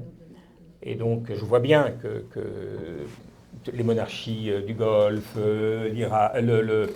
le Maroc et d'autres ont rêvé d'en finir avec le boycott d'Israël, et déjà qu'ils bénéficient de Pegasus, et donc ils espéraient pouvoir bénéficier de beaucoup d'autres choses encore. Les Israéliens sont malins, hein, vous savez, ils vendent aussi par exemple des choses qui ne sont pas des choses méchantes, ils vendent par exemple comment appelle-t-on ça? Vous savez, des tuyaux automatiques pour les agriculteurs, pour faire fleurir. L'arrosage automatique. L'arrosage automatique pour faire fleurir le désert. Ils connaissent ça 10 fois mieux que les autres. Et donc, c'est une très bonne proposition pour ces pays-là. Et d'autres choses de ce type. Et ils proposent également des saloperies pour les gouvernants dont ils raffolent. Après, oui, il y a évidemment aujourd'hui, je veux dire, est-ce que vous connaissez, vous connaissez la blague égyptienne sur le maréchal Sissi? Oui, ils disent, on vit en démocratie ici. Voilà, on vit en démocratie ici. Et Sissi, bon ben, je ne connais pas beaucoup d'Égyptiens, à part ceux qui en bénéficient, c'est-à-dire les militaires, mais sinon, qui est-ce qui aimerait vivre en Égypte aujourd'hui, si vous voulez? C'est quand même une situation effroyable. Et le reste du monde arabe, en tout cas, Moyen-Orient, et même, on peut dire, Mashrek inclus, Maghreb et Mashrek inclus, c'est pas très brillant. Voilà, il y a une détestation des élites qui est très importante et qui est compréhensible en plus. Compréhensible. Mais est-ce que ça peut modifier quelque chose au lien avec... non, à la question israélo-palestinienne, je ne crois pas. Alors oui, il y a une question importante sur la solution à 2 États. Je vais juste répondre rapidement à la personne qui m'a dit que est-ce qu'on ne peut pas imaginer un gouvernement plus à droite? Alors, en Israël, plus à droite, c'est toujours possible. Mais c'est déjà tellement à droite qu'il faudrait me dire, ça serait quoi plus à droite? C'est quoi plus à droite? C'est tonton nazi? C'est quoi? Non mais sérieusement, c'est ce qu'on autorise aujourd'hui. Alors oui, Ben Gvir, honnêtement, a des succès non négligeables. Le fait de développer les ventes d'armes, par exemple, dans la population israélienne, demain, ça peut ça peut se transformer en des catastrophes, un peu comme on voit aux États-Unis. C'est une société très violente, la société israélienne. Elle a beaucoup d'aspects très agréables, parce qu'elle est levantine, parce qu'elle est méditerranéenne, mais c'est une société extrêmement violente. Donc cette histoire de gouvernement plus à droite, il y a aujourd'hui, comme il y a toujours dans les moments de crise, et il y a un moment de crise en Israël aujourd'hui, il y a ce sentiment, il y a une chose importante qu'on pourrait noter. Il y a un chiffre que personne ne peut connaître, c'est combien de gens partent. Combien de gens partent? Combien de gens partent? Ça, c'est le chiffre le plus caché du pays. Et oui, les Israéliens qui partent, d'Israéliens qui s'en vont, qui retournent en France. On ne sait pas. On ne sait pas. Mais ils vont aux États-Unis. Ceux qui n'ont pas d'argent, ils vont en Grèce ou ils vont à Rhodes, le temps que ça passe. Le temps que ça passe. Et on verra plus tard. Mais il y en a d'autres qui vont aux États-Unis, qui vont en Grande-Bretagne, qui vont et effectivement qui vont en Allemagne de plus en plus. Qui vont en Allemagne. Ça, c'est un indice intéressant. C'est un indice intéressant parce que ça montre. Moi, quand j'étais à New York, il y a tout un quartier israélien à New York, dans un quartier autour d'un endroit qui s'appelle Saint Mark, pardon. Il y a tout un quartier israélien. Je parlais pas mal avec les gens.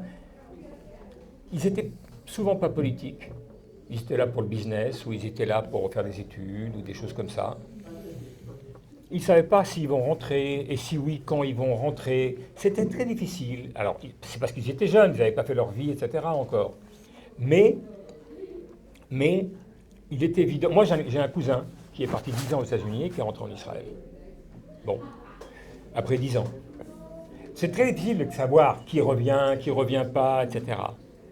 Mais ce qui est sûr, c'est qu'il y a aujourd'hui, dans la société israélienne, un sentiment, quelqu'un l'a écrit en Israël dans un article que j'ai lu, tout de même, on a créé ce pays pour être sûr qu'il sera le plus sûr au monde pour les Juifs. Est-ce que vous connaissez un endroit plus dangereux pour les Juifs que de vivre ici? Ce n'est pas une mentalité générale, mais ça dit quelque chose. Et je pense que c'est un petit peu l'idée qui est derrière ceux qui s'en vont. C'est-à-dire ceux qui pensent, est-ce que c'est sûr de rester là? La plupart pensent pour autre chose. Ce n'est pas une vie. C'est pas une vie. Tous les 2 ans, tous les 3 ans, on remet le couvert, c'est la guerre. C'est pas une vie. Moi, j'ai envie de mes enfants qui vivent dans une vie normale, américaine, ce que je sais. Bon. Donc ça, c'est quand même la majorité de ceux qui partent. Mais il ne faut pas négliger ceux qui partent parce qu'un peu ras-le-bol. Un peu, c'est trop. C'est difficile. C'est trop difficile. Je vais répondre à la dernière question qui est un peu long, difficile, hein, mais je vais commencer, c'est la question des 2 États. Je vais commencer par dire que moi, quand j'étais très jeune, j'étais favorable à la solution binationale, la solution à un État. Bon. Si ça pouvait être réaliste, je serais toujours favorable à cette solution-là. Mais je pense aujourd'hui qu'elle n'est pas du tout réaliste. Et je pense, d'abord, il est évident que les Israéliens, dans leur mentalité et leur état d'esprit, il faudrait qu'ils changent complètement. Mais sinon, tels qu'ils sont, ce n'est pas imaginable. C'est moi, mais malheureusement, je ne vais pas répondre. J'ai oublié de fermer le... Excusez-moi. Je suis en conférence, je te rappelle quand j'ai fini. Désolé. Attendez, je vais mettre le truc quand même. Je vais mettre le... Alors, non, c'est pas ça. Hop là, le mode avion. Allez. Donc, mais surtout, je pense qu'il faudrait demander aux Palestiniens est-ce qu'ils ont envie de vivre avec les Israéliens. Hein? Il faudrait quand même que ce soit eux qui décident, une fois pour eux-mêmes. Donc, honnêtement, moi, je pense que si on demande aux Palestiniens, si on fait un sondage, qu'est-ce que vous préférez? Vous préférez un État commun avec les Juifs ou vous préférez avoir un petit État, pas très grand, pas très riche, mais vous aurez votre drapeau et votre compagnie aérienne? À mon avis, ils prennent la deuxième option, hein, franchement. Parce que vivre avec les Israéliens, ça va comme ça.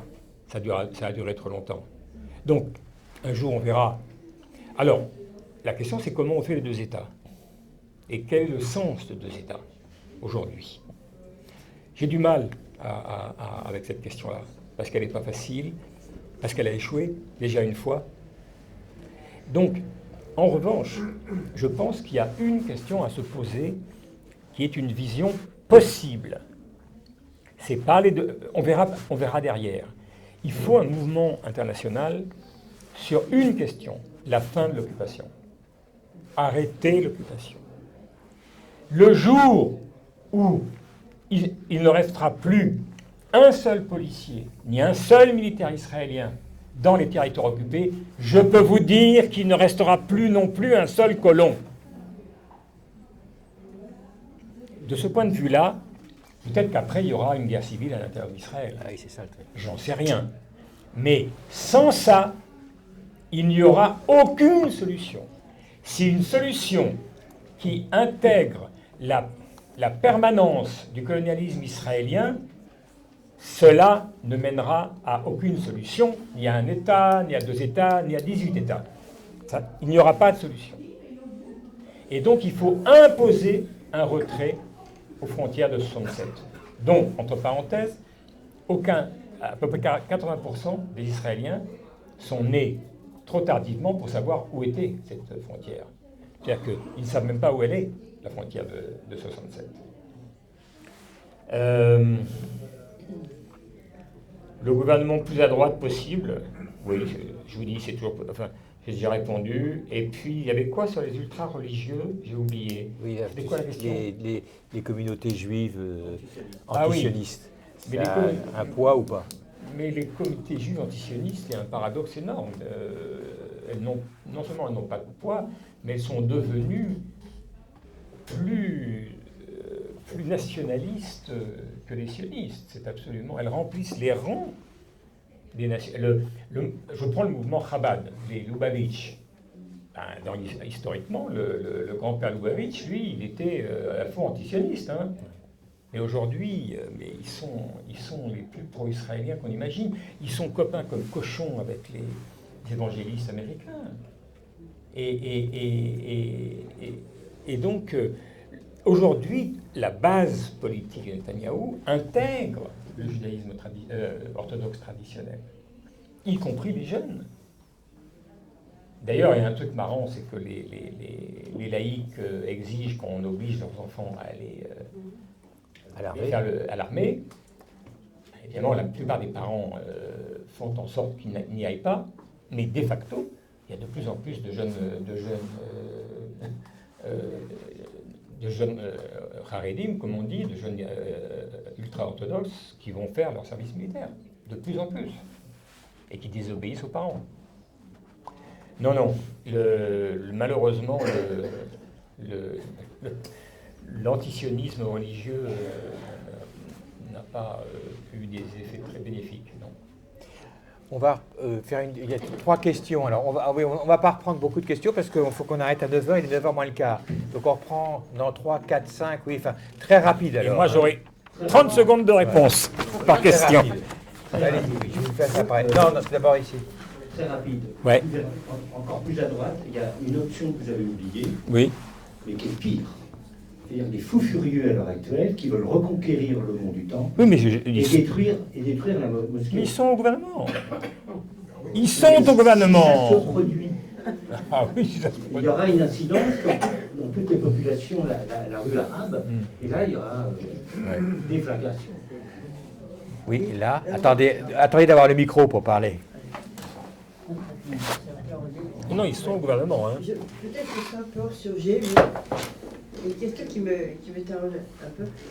Alors, ça remet en cause les accords de Sykes-Picot, un peu, ça. De ce partage de la Palestine de l'Empire ottoman. Ce partage de l'Empire ottoman, c'est dans la partie. Oui, vous donnez le micro à côté. Moi, j'aimerais répondre à la dame qui est devant moi et vous poser une question. Moi, ce que j'aimerais dire, parce que j'ai eu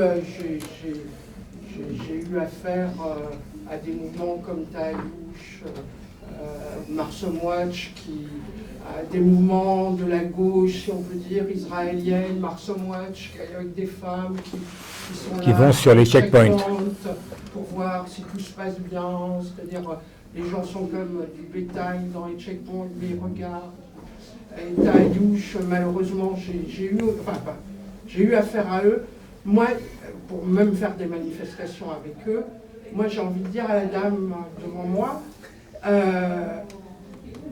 le problème c'est qu'ils considèrent les Palestiniens comme un cas humanitaire, pas comme un cas politique. Et à partir du moment où on considère les Palestiniens comme un cas humanitaire, on en arrive à ce qui se passe. Ouais, voilà, ça j'ai envie de dire. Et j'ai 2 questions là-dessous à vous poser. Moi, j'espère, ce que vous avez dit sur l'Amérique, les Juifs américains, je trouve ça très intéressant parce que je ne connaissais pas.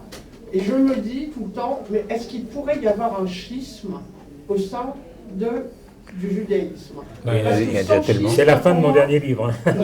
Comment? C'est la fin de mon dernier livre, là. D'Israël contre les Juifs. Oui. Et alors, moi, j'en ai lu d'autres. Mais la deuxième question en dessous, c'est est-ce que le but, est-ce que vraiment, parce qu'on essaye de comprendre, est-ce que le but là de ce qui se passe à Gaza, c'est de faire partie, enfin moi je ne vois pas d'autre solution. Il n'y aura pas d'autre solution, mais de toute façon, comme vous l'avez dit très bien, c'est pas seulement qu'il y a des morts à Gaza et que des gens qui vont être complètement dans un désastre total, c'est humain, c'est un désastre total pour la terre de Gaza. C'est-à-dire qu'il ne pourra plus rien être cultivé à Gaza, une terre où il y avait une culture, où il y avait énormément de légumes, de fruits, de machins. Est-ce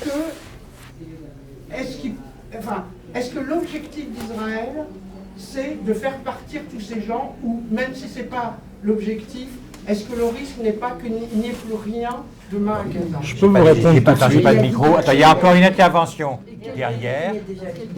Ah oui, et puis monsieur devant. Excuse-moi. Juste une information d'abord sur un sondage que j'ai vu il y a quelques jours. Alors je ne sais pas de quand il date. Effectivement, tu dis qu'il n'y a plus de sondage en Israël. Alors je ne sais pas depuis quand. Le sondage que j'ai lu, c'est que 2% ont demandé aux gens, à la population israélienne, qu'est-ce qu'elle pensait des bombardements sur Gaza. 2% seulement de la population israélienne dans le sondage répondait que c'était trop. 30% que c'était pas assez. Le reste, c'était juste la bonne quantité. J'ai une autre question aussi sur la réponse, là, mais ça va aller très vite parce que je suis un peu d'accord avec ce que vient de dire la dame. Qu'est-ce qu'il en est de ce qui pourrait apparaître, entre guillemets, comme une solution, c'est évidemment pas la mienne, mais probablement pour certains, de refouler les Gazaouis en Égypte. Alors je sais que le gouvernement égyptien jusqu'à présent a refusé, mais je dis bien jusqu'à présent. J'ai vu aussi des reportages qui semblaient montrer qu'au sein des Gazaouis, il y a des gens qui réclamaient le droit d'aller se réfugier en Égypte. J'ai vu qu'Israël aujourd'hui rouvrait un deuxième point d'ailleurs de passage à côté de Rafah. Dernière chose, alors je ne suis pas dans la tête du Hamas bien évidemment, mais je me demande si le Hamas, les gens du Hamas n'ont pas été surpris dès qu'ils ont franchi la frontière, avec quelle facilité ils avaient à avancer en Israël. Évidemment pas jusqu'en Cisjordanie, mais je ne crois pas qu'ils aient préparé ce genre de choses. Et enfin, dernière chose sur le sionisme. Bon, la solution à 2 États, c'est évident qu'aujourd'hui, pour Israël, c'est plus possible. Et quel serait de toute façon le deuxième État? Quelle serait la viabilité d'un deuxième État gouverné par les Palestiniens? Je ne sais pas.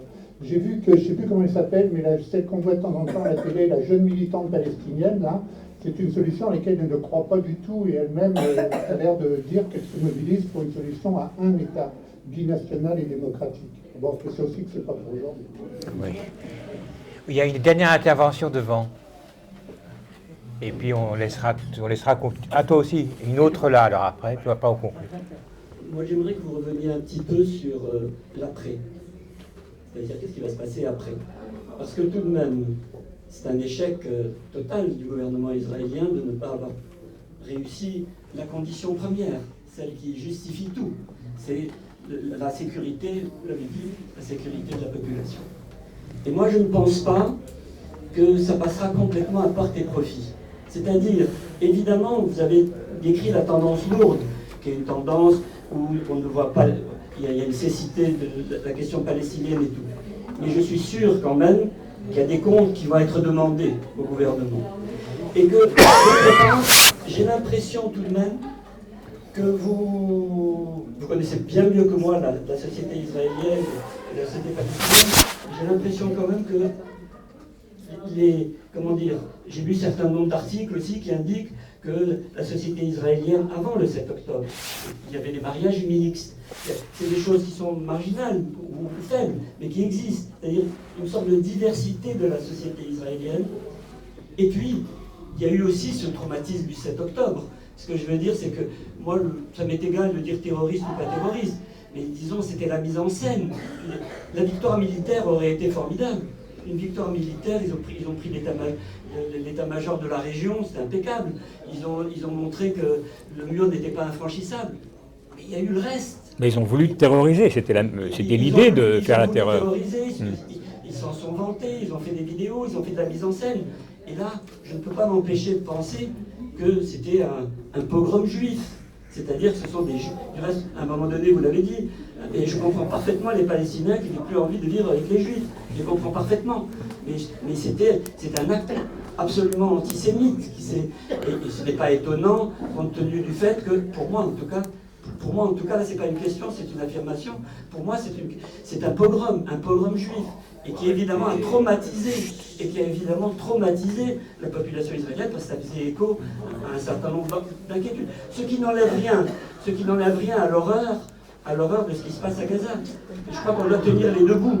Il faut pas, je ne crois pas qu'on puisse, bon, je vois que derrière on se fâche de ce que je dis, mais il me semble que c'est une vérité, que ça correspond à la réalité. Donc, qu'est-ce qui va se passer après? Et je finis en disant qu'il y ait pression internationale, et vous avez absolument raison, il faut le retrait de absolument tous les colons de la Cisjordanie et de Gaza. Jérusalem-Est. Et Jérusalem-Est. Gaza, bien entendu. Bon, enfin, mais je ne crois pas aux solutions qui soient complètement extérieures. On impose. Si la solution pour résoudre le problème, c'est d'imposer à la population israélienne, en quelque sorte, de rétablir la justice, ce qui est tout à fait normal, mais ça, c'est une solution qui n'est pas crédible. Ce qui veut dire qu'il faut compter aussi sur les contradictions de la société israélienne et ne pas considérer que ce que vous avez décrit et qui est la tendance lourde, ça j'en suis convaincu, ben, il n'y a pas que ça. Et que c'est aussi ceux qui ont essayé de fraterniser, c'est aussi ceux qui essayent, même s'ils sont minoritaires, et dans les manifestations, il y a eu quand même, à certains moments, une tentative de mettre, non pas au centre, non, mais entendu, une tentative. Peut-être, mais c'était un germe. Et ce germe a été tué par le 7 octobre, par ailleurs. Oui, bien sûr. Ça, il faut le dire. Voilà, j'aimerais que vous parliez de l'après. D'accord. Merci. Dernière intervention, parce qu'après on ne va pas s'en sortir. Le titre du roman de Colin McCann, qui s'appelle Un pays robot. On ne t'entend pas. Le titre du roman de Colin McCann, qui s'appelle Un pays robot, et qui traite de l'histoire d'un Palestinien et d'un Israélien qui discutent ensemble, et chacun a perdu sa fille, et ils discutent ensemble de cela. Et l'un a fait de la prison et s'assume parfaitement comme militant de la cause palestinienne. L'autre a fait la guerre de Kippour et s'assume parfaitement. Mais ils arrivent à trouver un espace de discussion. Ce que je veux dire par là, c'est que c'est un roman que je conseille. Et Un pays robot, ça m'a fait penser un peu à cette soirée-là, où Un pays robot, c'est une figure géométrique avec une infinité de côtés. Et là, on aligne les affinités de côté, mais on n'arrive pas à dessiner la figure, on n'arrive jamais à la dessiner. Et donc, cette question qui me frappe, c'est que j'ai l'impression aussi qu'on est toujours dans la tentative d'essayer de dire ce que serait cette histoire, et ce qui vient de se passer, d'en dire l'histoire.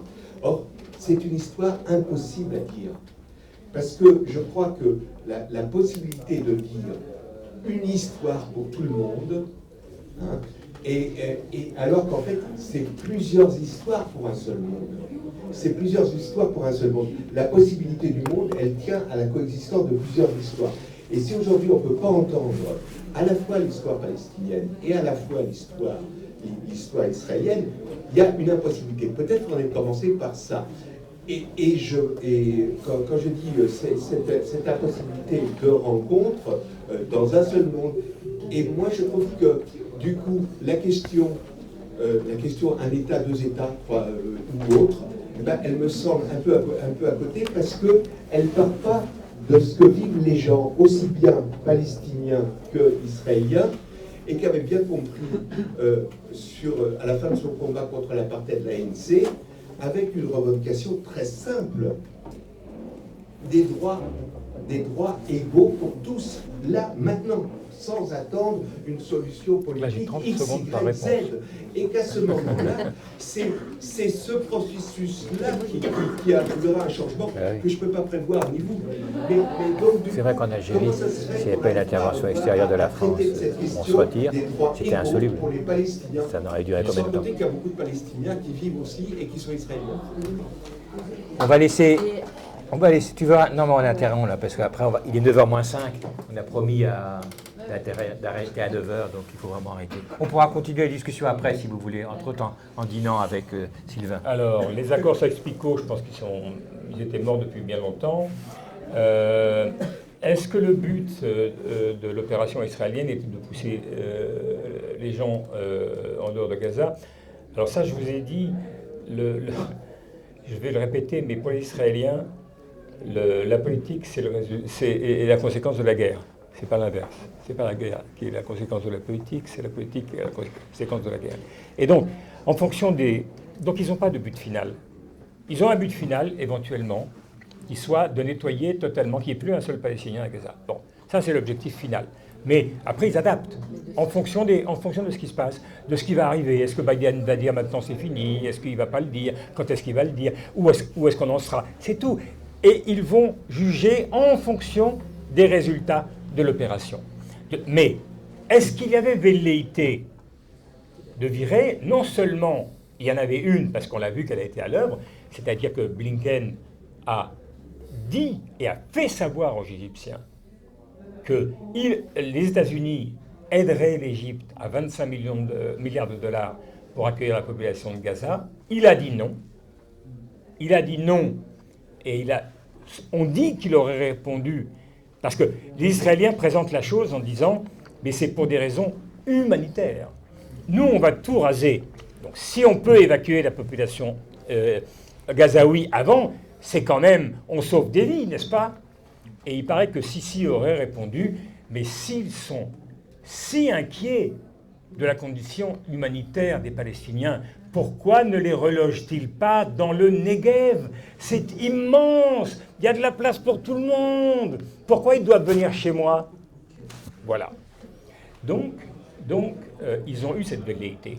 Et d'ailleurs, je n'exclus pas complètement que cette option revienne à l'ordre du jour si la situation dans Gaza est devenue totalement invivable. C'est-à-dire qu'il y aura une mobilisation, je suppose, avec les pays arabes, avec l'Arabie Saoudite donnera elle aussi 25 milliards de dollars, les Américains, et la proposition pourrait bien revenir. Parce que si la situation persiste à Gaza, moi, de ce que j'ai lu dans la presse, moi, je n'ai pas enquêté là-dessus, mais de ce que j'ai lu, la situation pourrait se dégrader de manière absolument dramatique à un rythme très proche. Qu'est-ce qui va... Alors, si j'ai bien compris la question, est-ce qu'on va demander des comptes à Netanyahou? Ça va dépendre combien... Tant que la guerre dure, Netanyahou, il est tranquille. Voilà. Après, les partis qui sont dans sa coalition lui ont dit que le jour où la guerre est finie, ils sortent de la coalition et on reprend le business as usual, comme avant. Ça veut dire que les manifs recommencent pour que la Cour suprême ne soit pas amendée, enfin que la loi ne soit pas modifiée, pour la vider de son contenu, et toutes les lois qui sont en train de passer, et qui sont très nombreuses, et qui vont toutes dans le sens d'un État fort, avec un gouvernement fort, et la restriction des droits démocratiques des gens. Donc, mais en revanche, ce que je pense, c'est que si on revient à la normale, vous savez, Golda Meir en 1973, elle a été poussée à démissionner 4 mois après l'échec. Et je ne vois pas comment Netanyahou va survivre à cette... quoi qu'il arrive. Visiblement, sa cote est au plus bas malgré la guerre. La guerre le protège parce que un Premier ministre, c'est lui qui l'amène, etc. Mais en revanche, on l'attend au coin du bois. Ses adversaires l'attendent au coin du bois. Le centre de la carte politique l'attend. Ils attendent de prendre le pouvoir à sa place. Donc, la seule chose qu'on ne sait pas, c'est quel serait le résultat de nouvelles élections. Et moi, alors, je suis un très mauvais parieur, moi, sur les élections. Sauf quand j'étais sûr que Mitterrand allait battre Rocard. Mais sinon, contrairement à ce que tout le monde disait, que Rocard allait l'écraser. Mais sinon, je ne suis pas un bon pronostiqueur, mais je pense que dans ce genre de situation est extraordinairement favorable aux extrêmes. Et que, de ce point de vue-là, l'extrême droite israélienne a un boulevard devant elle. Et Netanyahou, en plus, il est leur otage. Il est leur otage. Il ne peut rien faire sans leur aval. Il n'a pas de majorité. Voilà. Donc ça, c'est extrêmement inquiétant. Le retour à 67 n'est pas crédible. Alors, je ne me souviens plus des détails de la question. Comment? Oui. Le problème, c'est que je ne vois pas d'alternative, moi. S'il n'y a pas ça, alors je ne vois pas d'alternative. Alors, oui, sur commencer par l'histoire, je veux bien. Ça a été beaucoup fait, déjà. Hein. Il y a eu une période, on a oublié un peu, il y a eu une période, disons, juste après Oslo, jusqu'à l'attaque de Baruch Goldstein à Hébron, là, au caveau des patriarches. Vous savez, il rentre, il tue 29 Palestiniens qui sont en train de prier, il en blesse une centaine, et enfin ça bascule, tout ça bascule. Mais il y a eu 1 an et demi, il y avait un changement. Moi, j'y ai été plusieurs fois, il y avait un changement, il y avait quelque chose qui était en train de se passer. Et c'est vrai que il y a eu par exemple, il y a eu des rencontres entre des gens du Mossad et des gens du Fatah, et on se tapait dans le dos, etc. Et puis on racontait que la veillée, c'était un truc très viril, mais la veillée au coin du feu, on se racontait nos hauts faits d'armes ensemble, voilà. Et puis d'autres choses, il y avait des professeurs qui se rencontraient du côté palestinien et du côté israélien. Il y avait des choses, bon, on se disait il y a quelque chose qui bouge, bon, évidemment. Après Goldstein, ça a commencé, le Hamas a fait les premiers attentats et tout ça est parti en conneries. Mais à cette époque, il y a eu en particulier un livre pour enfants qui a été fait. Alors, au départ, il devait être écrit en commun par 4 historiens juifs et 4 historiens palestiniens. Eh bien, ça n'a pas marché. En revanche, il y a eu un livre qui est sorti avec les textes des 8 et leurs analyses, et y compris leurs analyses comparatives. Et ils s'étaient donné rendez-vous pour continuer, etc. C'était une belle initiative. Ça montrait beaucoup les failles de chaque côté. C'était intéressant à voir. Par exemple, les Palestiniens écrivaient sans arrêt que les Israéliens, c'était puppet, comme on dit-on, une poupée, mais pas une poupée, mais c'était une marionnette entre les mains des Américains ou des Britanniques de l'époque, quoi. C'est pas les Israéliens, les grands méchants, c'était les Britanniques. Donc, pourquoi est-ce qu'il disait ça? Il disait ça parce qu'il ne faut pas reconnaître le poids et l'initiative d'Israël, la capacité d'Israël d'agir seul. Et ça fait partie de la non-reconnaissance d'Israël. Quant aux Israéliens, leur contorsion sur la question de la Nakba était absolument affligeante. Oui, bien sûr, des gens étaient expulsés, mais en même temps, c'était une initiative qui avait le mérite d'exister, avait le mérite d'ouvrir des portes, d'essayer de... Voilà. C'est pour ça que pas dans mon dernier livre, mais dans le livre que j'ai publié en 2006, j'évoquais ça. Parce que c'était vraiment quelque chose dit... Honnêtement, dans l'état des lieux aujourd'hui, c'est quelque chose de quasi inimaginable. Ou alors... Mais ce qui est intéressant, par exemple, c'est tout de même que moi, quand je vivais en Israël, évidemment, je vous parle d'une période que les plus jeunes d'entre vous n'ont pas connue, c'est-à-dire il y a très longtemps, mais j'étais un militant politique, j'étais évidemment pro-palestinien, j'étais très isolé, et en même temps, j'étais inséré dans la société. C'est-à-dire que j'avais des amis qui ne pensaient pas du tout comme moi. J'avais des amis qui pensaient que j'étais un doudingue, un peu voilà, et qui pensaient des trucs complètement extravagants, qui ne comprenaient pas qu'est-ce que c'est que le sionisme, etc. Ils pensaient que je me trompais sur toute la ligne. En même temps, on ne m'emmerdait pas. Alors, il m'arrivait d'avoir... oui, le Shin Bet m'emmerdait tout le temps. Bon, ça. Mais sinon, les services spéciaux m'ont empêché de travailler, des choses comme ça. Mais dans la population, aujourd'hui... Mais j'étais très, très, très minoritaire. Aujourd'hui, vous savez, en Israël, quand même, des milliers, sans doute des dizaines de milliers de gens. C'est pas énorme, c'est 6,5 millions d'habitants. Mais vous avez, je ne sais pas, 20 000 personnes qui pensent que la colonisation, c'est une tragédie, qu'il faut arrêter ça immédiatement. Et vous avez une organisation comme B'Tselem, qui est une organisation de défense des droits de l'homme, donc des Palestiniens. Elle a aujourd'hui 800 personnes qui travaillent pour elle. C'est pas rien. Les groupes antisionistes en Israël, il y a 50 ans, ils étaient 10 ou 15. C'était ça, les groupes antisionistes. Ils sont 800. Vous avez toutes sortes d'ONG.